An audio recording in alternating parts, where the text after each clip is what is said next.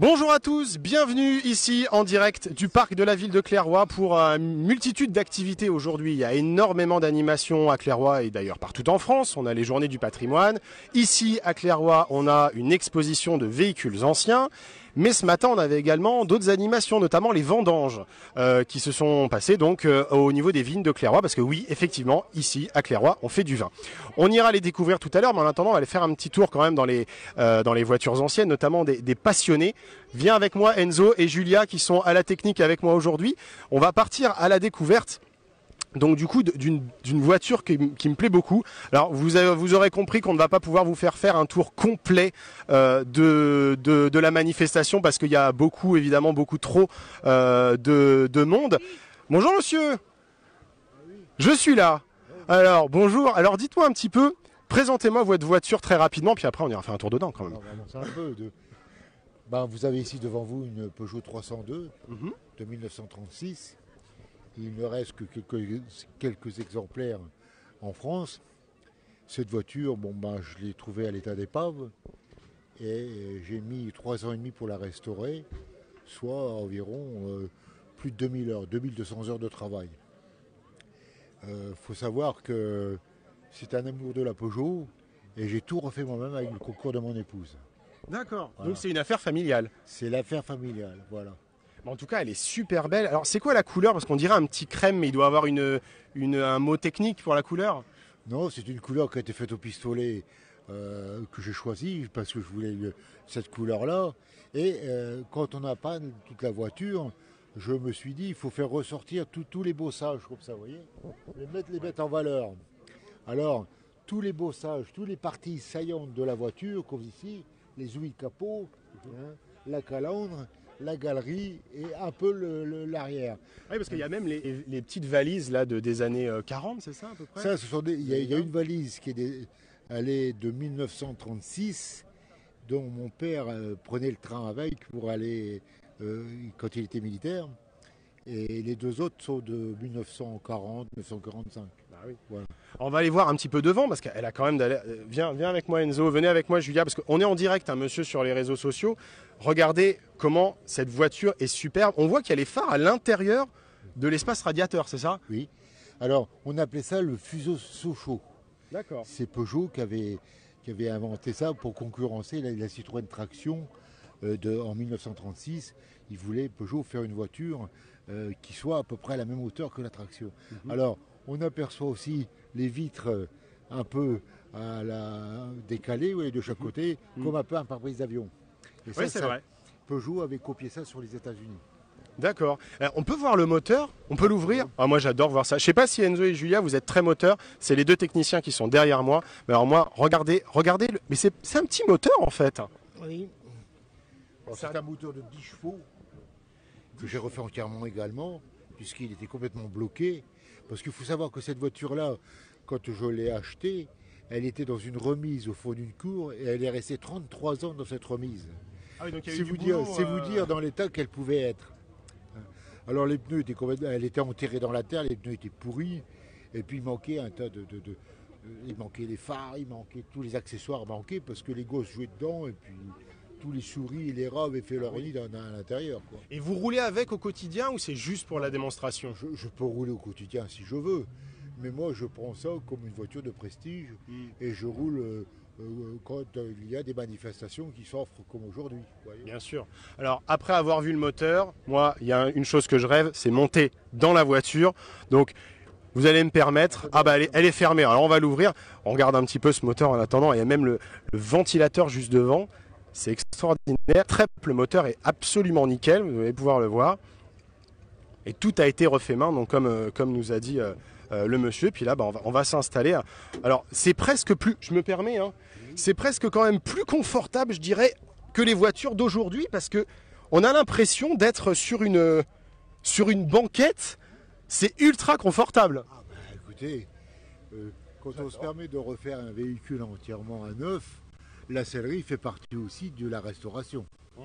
J'adore le volant. Bon, bah écoutez, merci beaucoup en tout cas pour avoir parlé de votre voiture. Moi, je crois que je vais partir avec parce qu'elle est sublime. Mais on va aller, avant de partir en voiture, découvrir une autre animation qui s'est passée aujourd'hui à Clairoy. C'était les vendanges au vignoble de Clairoy. Je vous propose de découvrir la première partie de notre reportage que nous avons tourné ce matin.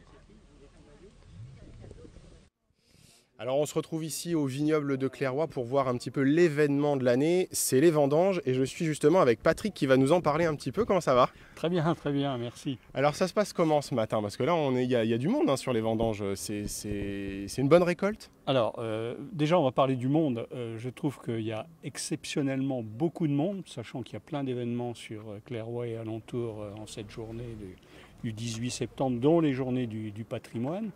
Et avoir 40 ou je sais pas 35 ou 40 personnes qui font les vendanges, pour moi c'est la première fois que je vois ça, sachant que ça fait 5 ans qu'on fait les vendanges. J'ai quelques repères quand même, donc c'est assez exceptionnel. Le temps est au rendez-vous, la récolte est au rendez-vous, la bonne humeur est au rendez-vous, mais ça on le savait. Oui, ça se passe très bien, très bien. Et d'après ce que j'entends, on est déjà en souffrance sur le matériel. On a déjà rempli les cuves que vous avez derrière moi, ou pour une partie d'entre elles, et on risque d'être un peu short en matériel. Donc on va se débrouiller. Et alors là, ça fait 2 ans a priori qu'il n'y a pas tellement eu de raisin, donc là ça en fait beaucoup. On s'attend à combien à peu près en poids, en quantité? On sait un peu. Il y a un concours de pronostic sur le poids, donc je peux orienter à 100 kg près. Si on fait 500, ça sera exceptionnel, 500 kg. D'accord. Et ça équivaut à combien à peu près de bouteilles? 500, je suis un peu marseillais, mais... mais il faut pas lui vite répondre.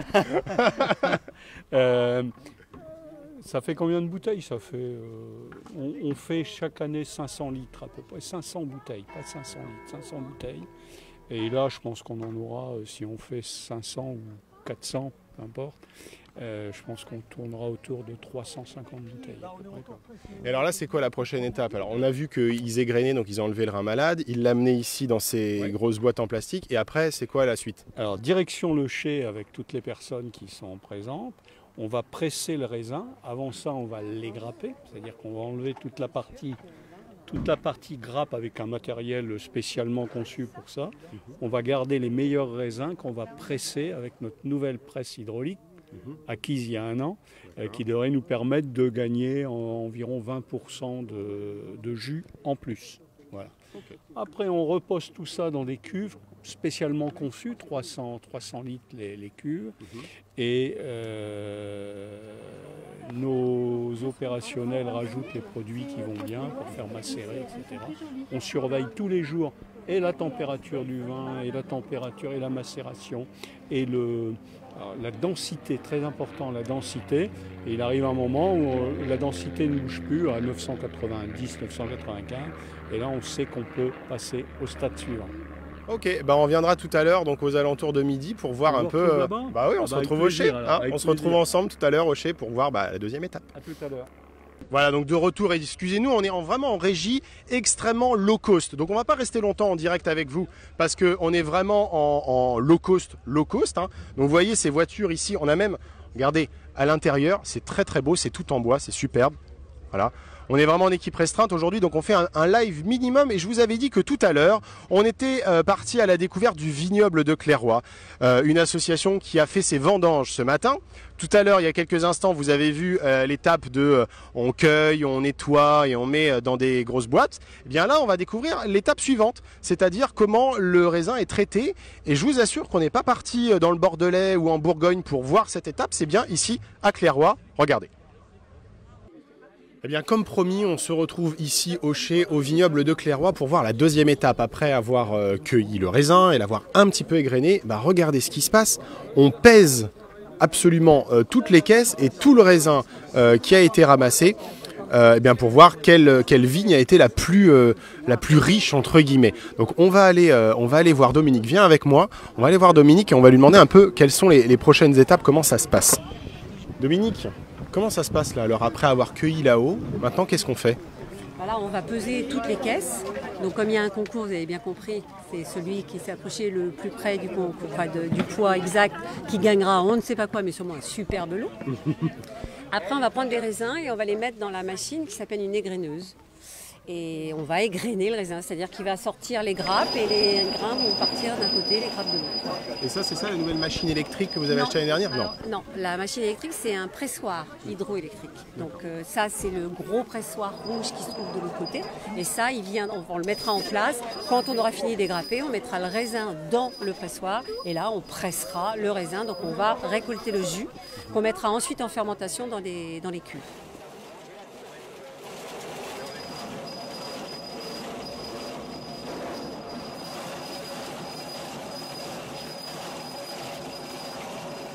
Alors Dominique, tu as gagné le concours, mais c'est quoi ce concours? Alors c'était quoi l'idée?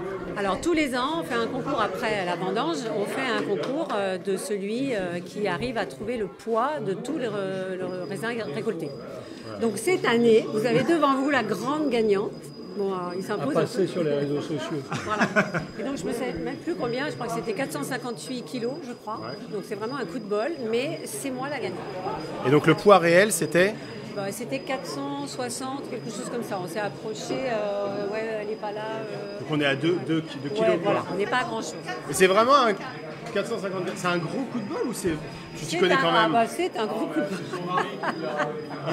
Alors on me dit que c'est le mari qui a aidé là-bas un peu. Aiguillé, faut être honnête. Mais non, mais c'est vraiment un coup de bol. Mais ce qui est bien, c'est que tous les ans, on fédère un petit peu tous les gens et après on offre une bouteille. Bon, cette année, on a offert une petite bouteille de blanc de René. Donc voilà, c'est le truc de dire on se réunit tous et on fait un peu la fête et ça fait partie des grands. Voilà. Alors là, on a vu les grainages, on voit qu'il commence à amener le vin sous le pressoir. Après, c'est quoi les prochaines étapes? Alors on va presser et après le jus récolté, on va le mettre dans les cuves. Et dans ces cuves, après, il y aura la vinification, c'est-à-dire qu'on va surveiller le degré de l'alcool, le degré de la température du vin, parce qu'on va rajouter des sulfites ou des trucs comme ça, des produits, non? Des choses qui font gonfler, la levure. La levure, très bien. Voilà. Donc on va rajouter la levure et c'est ce qui va faire travailler le vin. Et là, on va le suivre, il va y avoir une vinification, il y aura tous les jours, on viendra vérifier un petit peu ce taux de sucre, ce degré d'alcool qui est en train de se créer. Et donc, en fait, après avoir pressé, il n'y a plus de manipulation, c'est juste de la surveillance. Après, c'est juste de la surveillance, voilà. Après, il faudra goûter quand même, voir un petit peu où il en est, comment il travaille, s'il faut rajouter un petit peu de sucre, parce que ça arrive. Et puis bon, voilà. Après, c'est de la surveillance et uniquement ça. Voilà. Et ça dure combien de temps à faire un vin? Généralement, je ne sais pas combien de temps ça c'est moi, je ne suis pas la pro du... Le pétillant, c'est un peu plus long, ça veut dire 2-3 ans, mais le vin en... 1 an et demi, c'est fait. En 1 an et demi, c'est fait. Donc c'est un résultat. Ce qu'on a tiré là, on peut le sortir en fin d'année prochaine. En fin d'année prochaine.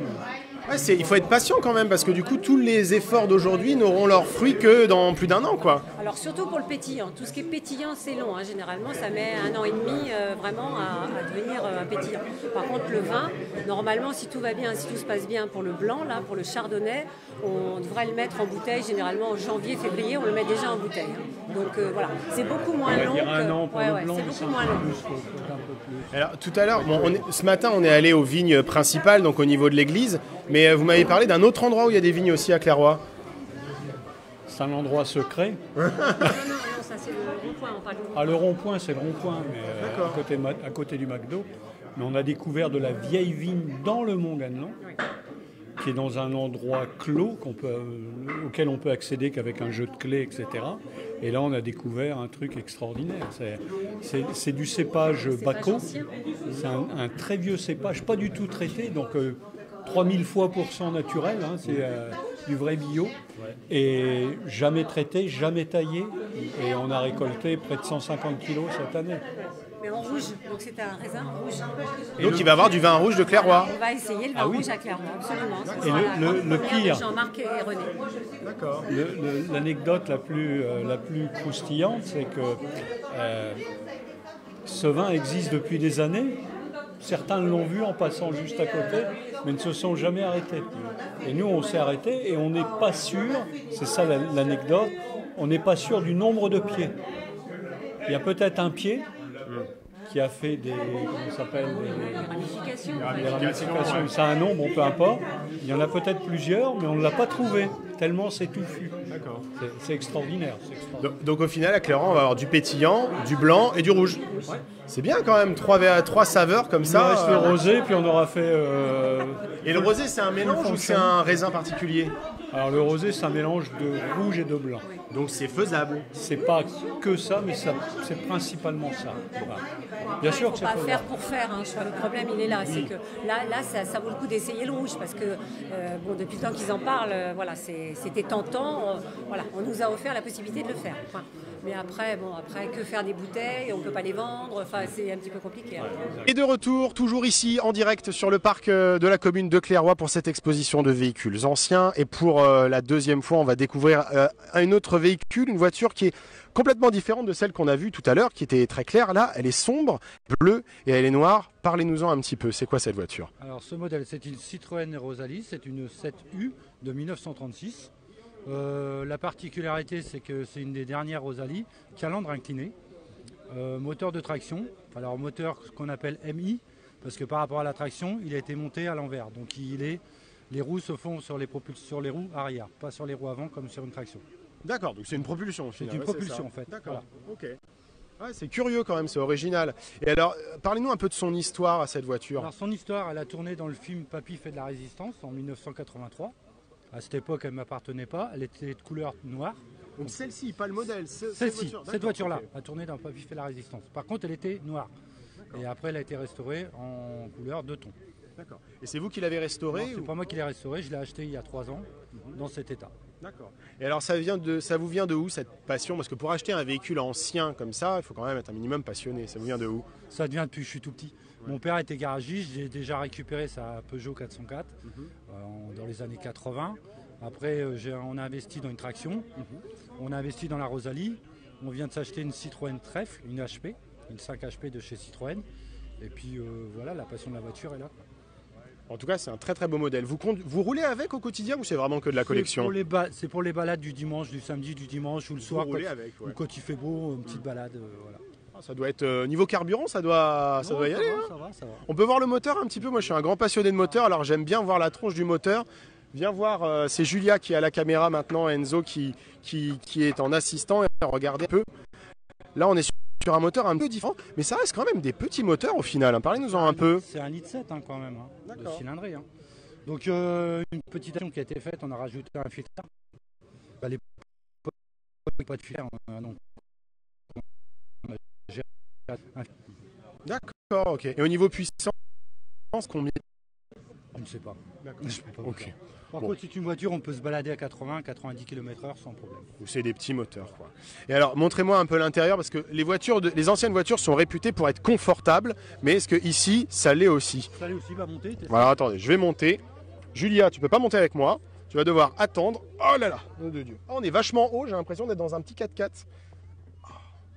Ah, j'adore. Ah, il n'y a pas le GPS, hein, ici, je peux vous l'assurer. Alors, expliquez-moi, parce qu'il y a des trucs, là, c'est écrit ampères, il y a plein d'informations qu'on ne connaît pas. C'est l'alternateur, c'est la charge, le niveau d'essence, le compteur, la pression d'huile et la montre. Et on voit qu'elle a 36 979 km? Oui. C'est pas beaucoup? Non, après, il a peut-être fait un tour, le compteur, je ne sais pas. Mais bon, ah oui, donc elle peut avoir 136 000. 136 000. Mais bon, le moteur a été refait récemment, donc le moteur est neuf. Hein. Donc le frein à main, le frein à main est ici. C'est quoi avec ça? Ça, c'est les essuie-glaces. Et là, il y a la clim. On ouvre le pare-brise. Ah oui, la clim. Vous avez vu le clim? Voilà. La clim, elle est là. Vous voyez, on ouvre et on ferme le pare-brise. C'est la climatisation de l'époque. Bah, merci beaucoup. Donc, boîte 3 vitesses. Boîte 3 vitesses, d'accord. Ok. Première, seconde, troisième. Et marche arrière. Et marche arrière. Bah, écoutez, merci beaucoup en tout cas de m'avoir présenté votre voiture. Merci à vous de nous avoir suivis sur Internet. On va se quitter parce que, vous voyez, on est vraiment en équipe restreinte. On n'est que 3 aujourd'hui, mais je remercie quand même Julia, Enzo, Christophe. Oh, je vais y arriver. J'ai une perte de mémoire. C'est pas possible. Bref, toute l'équipe de régie. Je suis très très fatigué aujourd'hui, mais c'est pas grave. Jérémy, merci. Et puis le reste de l'équipe qui sont là pour nous accompagner et pour gérer cette émission. On se retrouve très très vite et puis on va vous montrer d'autres images, bien sûr, de cette animation des voitures anciennes dans la semaine sur le Loup TV. Restez connectés. Bonne soirée à tous. Donc là, après, vous avez la commande de starter, le contact. le démarreur et puis l'avance sur l'allumage pour pouvoir démarrer correctement. D'accord, il n'y a pas un démarrage à clé comme... Non, il n'y a pas de clé. C'est génial.